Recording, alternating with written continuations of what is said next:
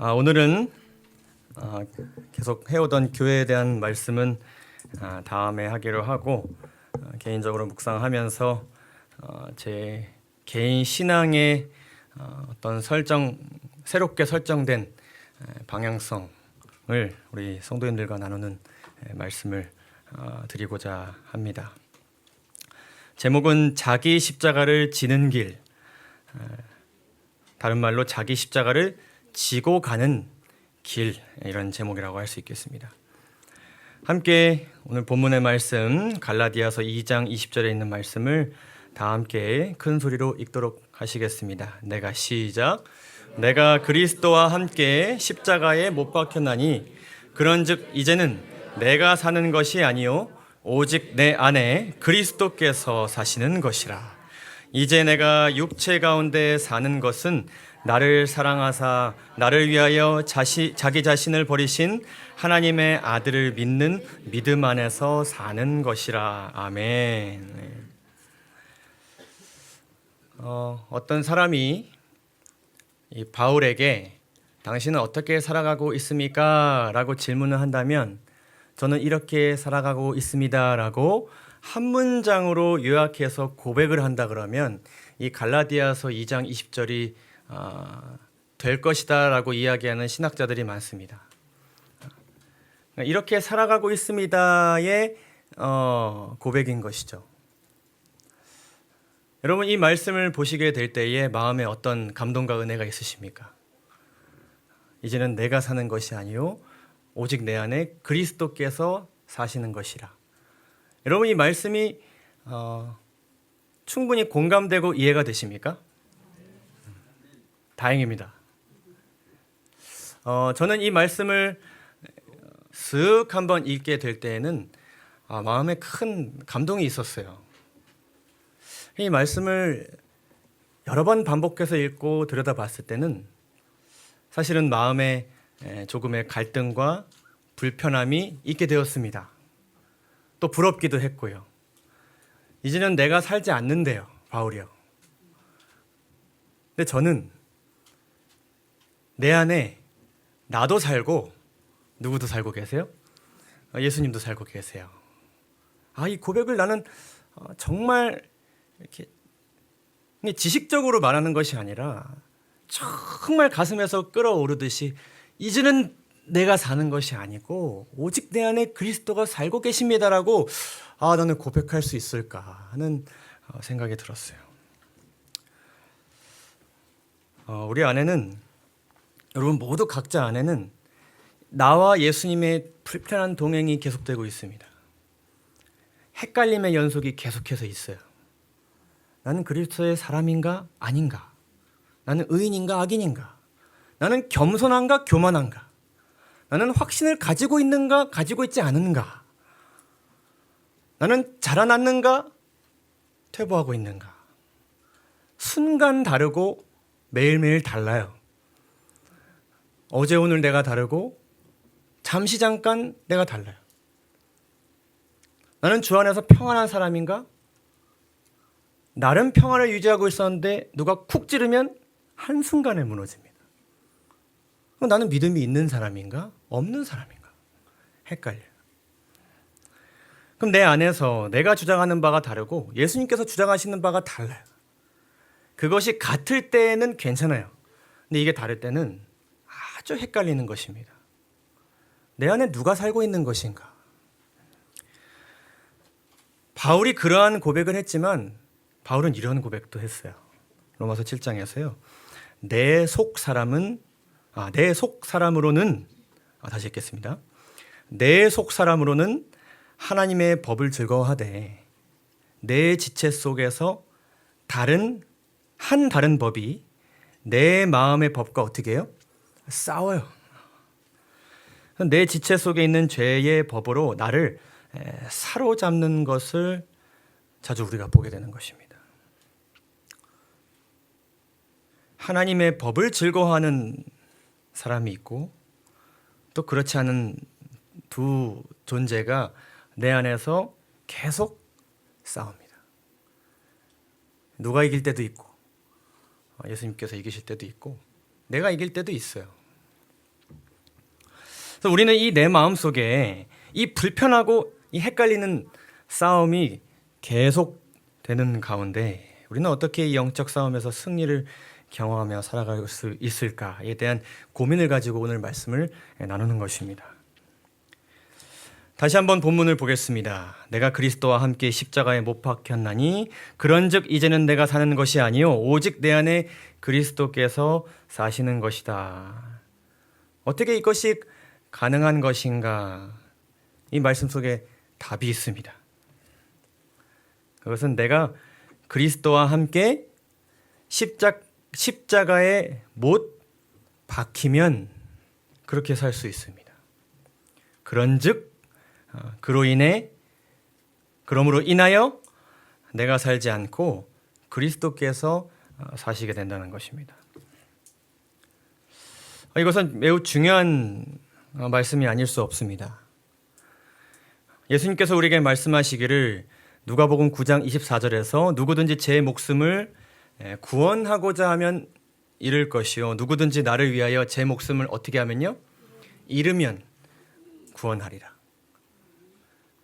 목숨을 잃으면 살게 된다고 말씀하십니다. 이것이 우리가 설정해야 할 우리의 삶의 방향성인 것이죠. 내 목숨이 위태해지고 내 목숨에 상처가 나고 내 목숨에 수명이 줄으면 사는 것이 아니라 어떻게 되면요? 잃어버린 바 되면 어디에서요? 십자가에서 누구와 함께? 예수님과 함께. 근데 우리가 한 가지 더 생각해 볼 수 있습니다. 그리스도와 함께 십자가에 못 박혀 매달려 죽기 위해서는 우리가 그 전에 해야 할 일이 있어요.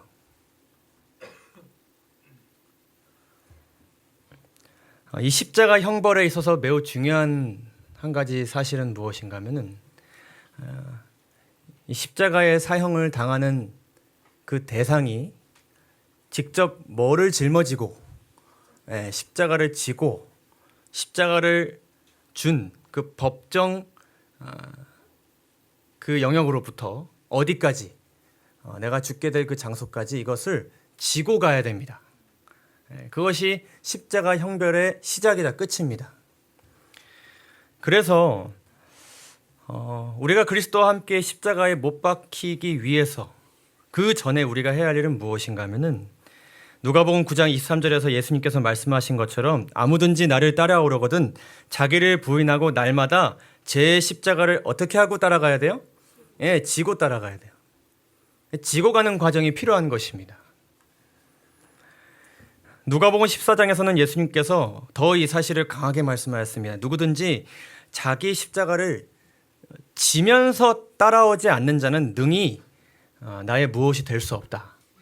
제자가 될 수 없다. 그러니까 지금은 우리가 뭘 지고 있는 상태여야 돼요?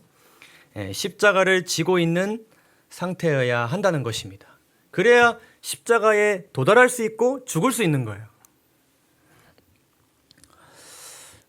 이 십자가를 지고 가는 길, 그 길은 어떤 길인가 하는 것입니다. 그래서 이 길을 우리가 이해하기 위해서는 먼저 그 길을 가신 예수님의 발자취를 우리가 생각해 봐야 됩니다. 주님께서 자기 십자가를 지고 가신 길은 어떤 길이었는가? 어떤 길이었습니까? 어디를 향해 가는 길이었습니까? 무엇이 목표로 설정된 길입니까? 빌립보서 2장 6절에서 8절을 보게 되면 이렇게 기록합니다. 여러분 잘 아시는 말씀이죠? 다 함께 읽어볼까요? 그는 시작. 그는 근본 하나님의 본체시나 하나님과 동등됨을 취할 것으로 여기지 아니하시고 오히려 자기를 비워 종의 형체를 가지사 사람들과 같이 되셨고 사람의 모양으로 나타나사 자기를 낮추시고 죽기까지 복종하셨으니 곧 십자가에 죽으심이라. 아멘. 우리가 십자가의 길, 십자가를 지고 가는 길에 대해서 생각을 해보면 이렇게 이해할 수 있습니다. 예수님께서 가신 길처럼요. 자기를 비워가는 길, 이렇게 이해할 수도 있겠습니까? 자기를 낮추는 길. 그래서 이 길을 우리가 가게 되면 점점 자기가 어떻게 됩니까? 비워지고 낮아지겠죠. 이 길을 가게 되면. 그런데 우리가 이 십자가를 지고 가는 길이 그저 내가 점점 비워지고 낮아지기 위해 가는 길로만 이해된다 그러면 예수님께서 가신 그 길을 우리가 다 이해하지 못하는 것입니다. 최종적으로 그분은 어떻게 하기 위해 이 길을 가셨습니까? 죽기 위해 가셨습니다. 죽으러 가시는 길이었습니다. 그러나 이 길은 마치 가룟 유다처럼 좌절과 더 이상 내 길을 갈 수 없음에 대한 낙담의 길이 아닌 그것은 자기 목숨을 많은 사람의 대속물로 주기 위한 대속의 길이었습니다. 다른 사람을 살리기 위한 그런 길이었습니다. 그것을 위해서 예수님께서는 죽기 위해 자기 십자가를 지고 가신 것이었습니다. 그 과정 속에서 자기를 비우시기도 하셨고 낮추시기도 하셨고 또 섬기기도 하신 것입니다. 여러분 이 한자를 잘 아시죠? 무엇입니까?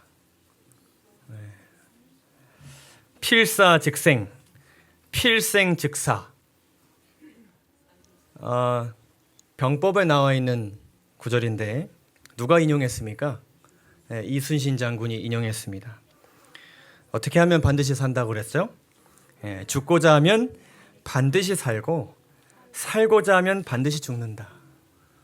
이것은 주님께서 가신 길이었기도 했고 우리가 가기를 바라시는 그분의 길이기도 합니다. 여러분 자기 십자가를 지는 길은 어떤 길인가요? 그것은 죽고자 하는 길입니다. 더 나은 사람이 되고자 하는 길이 아닙니다. 더 겸손해지기 위한 길이 아닙니다. 그 길 가운데 우리가 겸손해져야 되고 겸손해지겠지만 최종적으로 그 길은 뭐 하기 위해 가는 길입니까? 죽기 위해 가는 길입니다. 다른 말로 죽으러 가는 길입니다. 내 목숨 죽이기 위해 가는 길입니다. 거기에 이 십자가로 가는 길, 십자가를 지는 길에 그 목표가 그렇게 설정되어 있다는 것이 중요한 것입니다. 주님께서 자기 십자가를 지고 대속물로서 죽으러 가셨기 때문에 어떠한 일이 발생했습니까? 어떠한 은혜를 우리가 누리게 되었고 어떠한 기적이 있게 되었습니까? 빌립보서 2장 9절에서 10절에서 이렇게 기록합니다. 이러므로 하나님이 그를 지극히 높이게 되셨습니다. 모든 이름 위에 뛰어난 이름을 주사 하늘에 있는 자들과 땅에 있는 자들과 땅 아래에 있는 자들로 모든 무릎을 예수의 이름에 꿇게 하셨습니다. 모든 입으로 예수 그리스도를 누구라 시인하게 되었습니까? 주라 시인하게 되었습니다. 그리고 그 모든 것이 누구에게 영광이 되었습니까? 하나님 아버지께 영광을 돌리게 된 것입니다. 예수님께서 죽으러 가셨기 때문에 그것이 가능하게 된 것입니다. 그래서 바울의 삶은 여기에 그의 삶이 이렇게 방향이 설정되어 있었습니다. 그래서 바울이 어떻게 고백했습니까? 형제들아 내가 그리스도 예수 우리 주 안에서 가진 바 너희에 대한 나의 자랑을 두고 단언하노니 나는 날마다 죽노라. 그래서 아까 예수님께서 이렇게 말씀하셨죠. 제 십자가를 지되 어떻게 지라고요? 언제 지라고요? 날마다 지면서 나를 따를 것이다.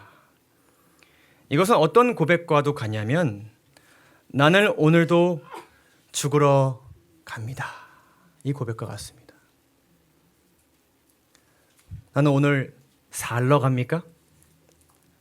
살기 위해 갑니까? 회복되기 위해 갑니까? 오늘 우리는 어떻게 가야 됩니까? 어딜 가든지 누구를 만나든지 무엇하러 가는 거예요? 죽으러 가는 거예요. 우리는 다양한 길을 매일매일 갑니다. 말씀으로 하루를 시작하기 위해 우리는 길을 떠납니다. 책상으로 길을 떠나고 골방으로 길을 떠납니다. 간절한 기도 제목이 있어 간구하기 위해 우리가 길을 떠납니다. 하나님의 말씀을 실천하기 위해 우리는 하나님의 말씀이 실천되어야 하는 현장으로 나아갑니다. 사람에게 나아갑니다. 이웃에게 나아갑니다. 교회로 나아갑니다. 하나님의 말씀을 우리가 그리고 어떻게 하기 위해 나아갑니까? 전하기 위해 나아갑니다. 예수님의 이름을 드러내기 위해 우리는 나아갑니다. 그분을 경배하고 우리는 찬양하기 위해 나아갑니다. 그 모든 길은 무엇하러 가는 거예요? 죽으러 가는 길입니다. 그런데 얼마나 우리는 자주 이 사실을 까먹고 주님 앞에 많은 잘못을 저지르고 살아가고 있습니까? 우리는 얼마나 자주 내 자아를 살리기 위해 하나님을 찾습니까?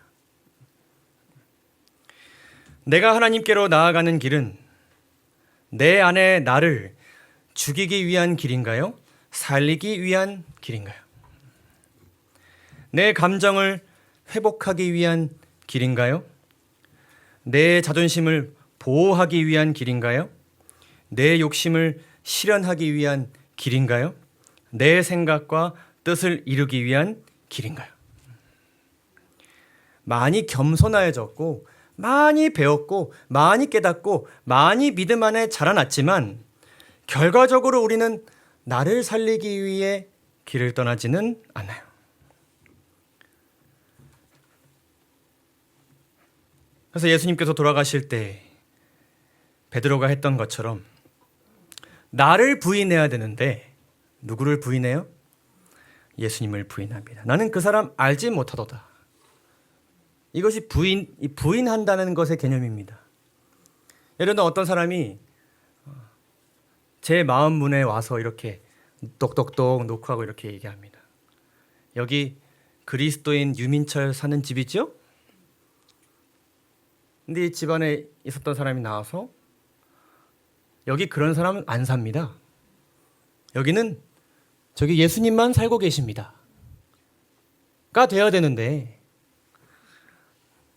여기 누가 살고 있어요? 유민철이 살고 있어요.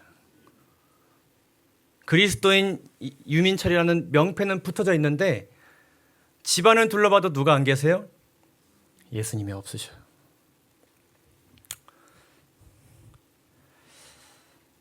죽지 않았기 때문에 이러한 문제가 또한 발생했습니다.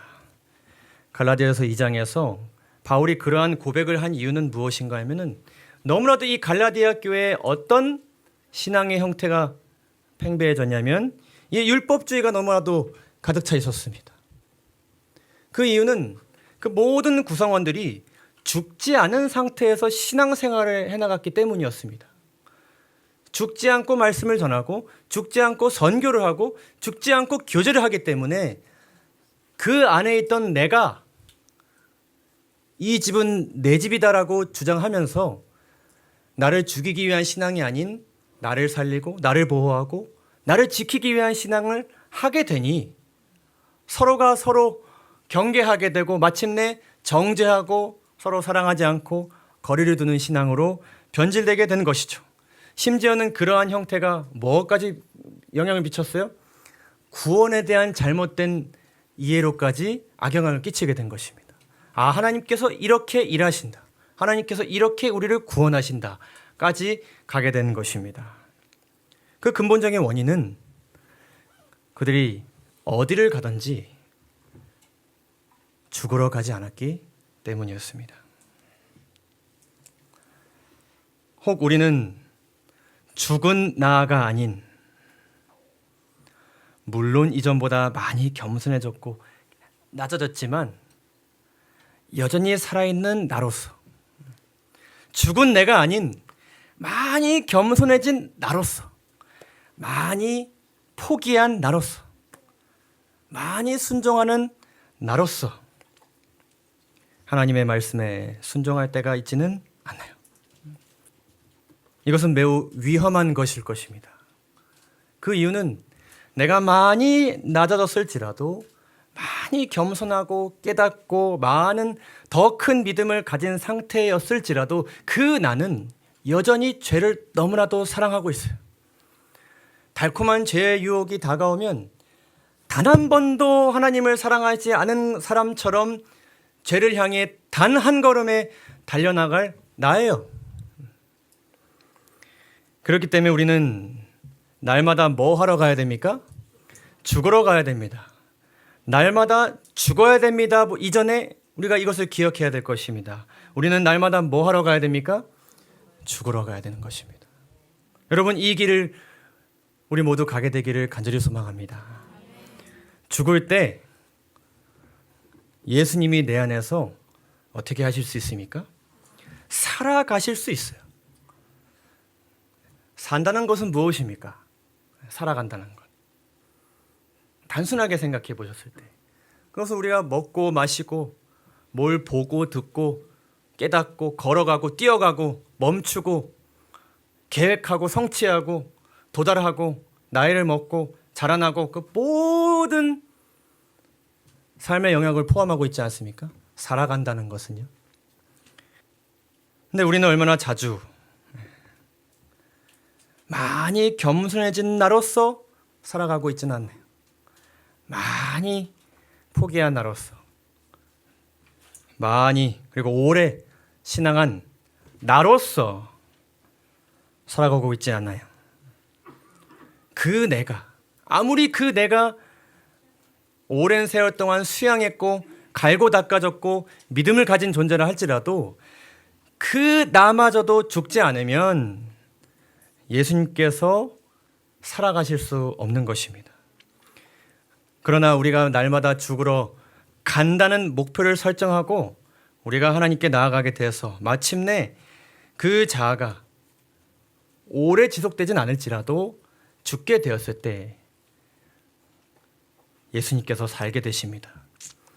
그분께서 생각하고 그분께서 판단하고 그분께서 행동하실 수 있습니다. 그분이 계획하실 것입니다. 그분이 이루실 거고요. 그분이 모든 과정을 이끄시게 될 겁니다. 내가 나서지만 않으면요. 내가 아닌 그분께서 인내하실 수 있게 될 것입니다.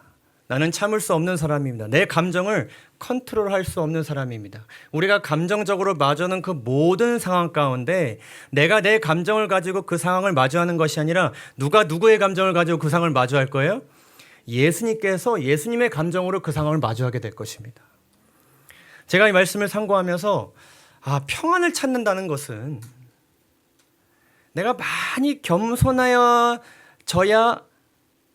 많이 겸손하여진 나로 살아갈 때 가지게 되는 것이 아니라 내가 죽어서 이 집에서 내가 나가게 될 때에 내가 숨쉬지 않을 때에 그냥 그 안에 계셨던 예수님 안에 있는 그 평강의 왕께서 가지고 계신 그 평안이 자연스럽게 드러나는 것이구나 하는 것을 느끼게 되었습니다. 그 모든 감정적인 상황을 주님이 마주하시게 될 것입니다. 더 나아가 내가 아닌 예수님께서 생활하실 수 있게 될 것입니다. 내가 먹는 것이 아니라 주님이 드실 것입니다. 주님이 마실 것입니다. 주님이 공기를 흡입하실 것입니다. 주님이 느끼실 것입니다. 주님이 빨래를 하실 것이고 주님이 사람을 만나실 것이고 주님이 살림을 하실 것이고 주님이 가정을 이끌어 나가실 것입니다. 하나님께서 우리에게 제시하신 그 모든 생활에 대한 말씀이 나로 인해서가 아니라 주님으로 인해서 내 손과 발, 생각과 그 모든 것이 주님이 되어서 생활할 수 있게 되는 것입니다.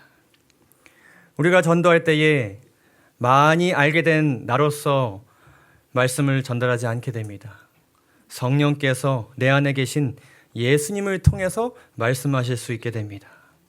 그렇기 때문에 그 씨앗이 당장은 열매를 맺지 않더라도 주님이 하신 것이기 때문에 우리는 믿고 기다릴 수 있게 되는 것입니다. 효과를 볼 수 있는 것이고 열매를 경험할 수 있게 되는 것이죠. 그리고 가장 중요한 것은 그분께서 뭐 하실 수 있어요? 승리하실 수 있습니다. 고린도후서 10장 4절에서 5절에 이렇게 기록합니다.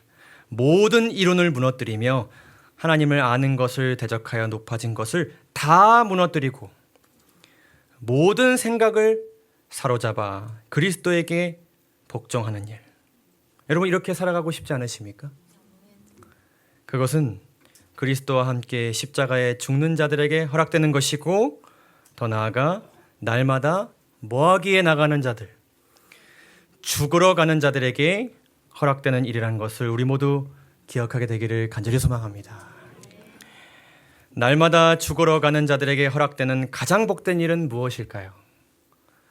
그것은 실제적으로 우리가 죽지 않는 복을 누리게 되는 것이지 않을까요? 우리가 이 말씀을 예전에 함께 살펴보았었죠? 여러분 잘 아는 말씀이죠. 요한복음 11장 25절 다 함께 읽을까요? 시작. 예수께서 이르시되 나는 부활이요 생명이니 나를 믿는 자는 죽어도 살겠고. 이 구절이 참 흥미로운 구절이라 했지 않았습니까? 어떻게도 살겠다고요? 죽어도 살겠고. 다른 번역에 보면 이렇게 기록된다고 했었습니다. 이 죽어도 살겠고라는 이 표현은 죽을지라도 계속해서 살리라. 죽었는데 어떻게 하고 있는 상태예요? 사는 상태예요. 그래서 예수님께서 그리고 신약에서 죽은 자들에게 잠들었다라고 말씀을 하셨는데, 물론 모든 죽은 자들이 잠들어 있는 상태지만 신약에서 이 사람은 잠들었다라고 이야기하는 그 표현이 아무에게나 죽은 자들에게 적용된 것이 절대로 아니었습니다.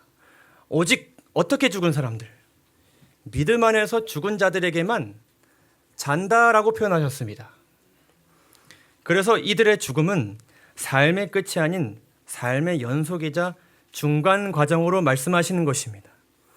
그래서 우리가 자아가 죽음으로 인해서 우리 현재의 삶에서 경험하는 것들도 있지만 정말로 우리가 죽더라도 그것은 하나님께서 보시기에 뭐하고 있는 상태예요? 살고 있는 상태예요. 인생을 이어나가고 있는 상태예요. 왜냐하면 부활이요 생명이신 분께서 죽었으나 사셨기 때문입니다. 그래서 우리도 죽어도 살게 되는 것이죠. 그것이 죽으러 가는 자들에게 허락되는 최종적이자 가장 복된 일이 될 것입니다. 믿음의 선조들의 믿음의 고백을 우리가 기억하게 됩니다. 죽기 위해 에스더는 왕에게 나아갔습니다. 다행히 산 것이었지만 에스더는 죽은 것과 다름이 없었습니다. 왜냐하면 그 나라의 법이 그렇게 나아가면 어떻게 될 것이기 때문에, 죽게 될 것이기 때문에 에스더는 죽으면 죽을 것이다 고백하며 나아갔습니다. 죽으러 갔을 때 그녀는 어떻게 되었습니까? 살았습니다. 그녀만 살았습니까? 민족이 살게 되었습니다. 다니엘은 죽으러 사자굴에 들어갔습니다. 하나님의 은혜로 살게 되었지만 다니엘은 거기서 이미 죽었습니다. 죽은 것과 다름이 없었습니다. 그러나 죽었으나 살게 되었습니다. 믿음의 세 친구들 죽으러 들어갔습니다. 그러나 그들 안에 그들 자아가 아닌 예수 그리스도께서 살게 되었을 때에 그들은 죽었으나 살게 되었습니다. 저는 이 장면을 보면서 이것은 인간 세 명과 예수님이 아닌 그리스도 네 분이시구나. 여러분 그렇게 느껴지지 않습니까? 지금 이 장면은 그리스도 네 분이 살고 있는 모습입니다. 자아가 죽은 자들의 그 살아가고 있는 모습을 보여주고 있는 것이죠. 오늘 말씀을 짧게 마무리하면서요, 여러분들에게 호소합니다. 날마다 오늘도 죽으러 가겠다는 의지와 목표를 가지고 하루를 시작하시길 바랍니다. 살기 위해 오늘 하루를 시작하지 않으시길 바랍니다. 누구를 마주하든지 어떤 말씀을 보든지 기도를 하든지 기도 제목을 가지고 있든지 나는 뭐 하기 위해 나아가겠다? 죽으러 나아가겠다. 내 안에 여전히 살아 숨쉬는 간밤에 다시 한번 자아를 드러내는, 죄를 드러내는 나를 죽이기 위해 가겠다 결심하고 하루를 시작하게 되시기를 간절히 바랍니다. 더 나아가 죽기 위해 하나님께 나아가시기 바랍니다. 이웃에게 나아가시기 바랍니다. 교회로 나아가시기 바랍니다. 그렇게 될 때에 내가 아닌 그리스도가 살아계신 하나님과의 관계를 경험하실 수 있게 될 것입니다. 그리스도가 교제하는 이웃과의 관계를 경험하게 될 것입니다. 그리스도가 교회를 움직이시는 그러한 교회 생활을 여러분 함께 서로 사랑하며 그리스도가 서로 사랑하며 교제하는 선교하는 교회 생활을 우리 모두가 경험하게 될 것을 확신하게 되시기를 간절히 소망합니다. 영감의 글을 보게 되면 바울의 삶에 대해서 이렇게 기록합니다. 바울의 의지와 욕망은 의무감과 바울 그 자아가 내비치는 마음이죠. 그 의무감과 하나님의 뜻 사이에서 얼마나 갈등을 빚었다고요? 매일 갈등을 빚었다. 그러나 바울의 성화는 자아와 더불어 치르는 끊임없는 싸움의 결과였습니다. 그는 나는 날마다 죽노라고 말했다. 그의 의지와 그의 욕망은 매일 의무와 하나님의 뜻으로 더불어 싸웠다. 자기 자신의 육신에 대해서는 아무리 고통스러웠을지라도 핍박을 당하였을지라도 그 길 가운데 예수님께서 당하신 것처럼 종으로 조롱을 받고 심지어는 내 자아가 나를 조롱할지라도 괴로운 길이었을지라도 마침내 그는 매일매일 죽으러 나아갔기 때문에 그는 그가 가진 죄된 기질을 따라가는 대신에 누구의 뜻을 행할 수 있었습니까? 하나님의 뜻을 행할 수 있었습니다. 그의 자아가 많은 것을 주장하고 죄된 것을 주장하고 심지어는 의인들을 죽이는 일까지 범했던 그런 사람이었습니다. 그러나 그의 삶 가운데 그리스도가 살게 되는 경험을 하게 되었을 때 하나님께서는 그를 통해 수많은 사람들을 살리게 되셨습니다. 사랑하는 진리의 성도 여러분, 2024년은 많이 죽으러 나아가는 우리가 되기를 간절히 소망합니다. 그리고 많이 죽게 되는 우리가 되기를 간절히 소망합니다. 그래서 2024년은 내가 아닌 누가 사시는 그리스도께서 살아가시는 그런 한 해를 보내시기를 주님의 이름으로 축원하면서 오늘 짧은 말씀을 마치도록 하겠습니다. 감사합니다.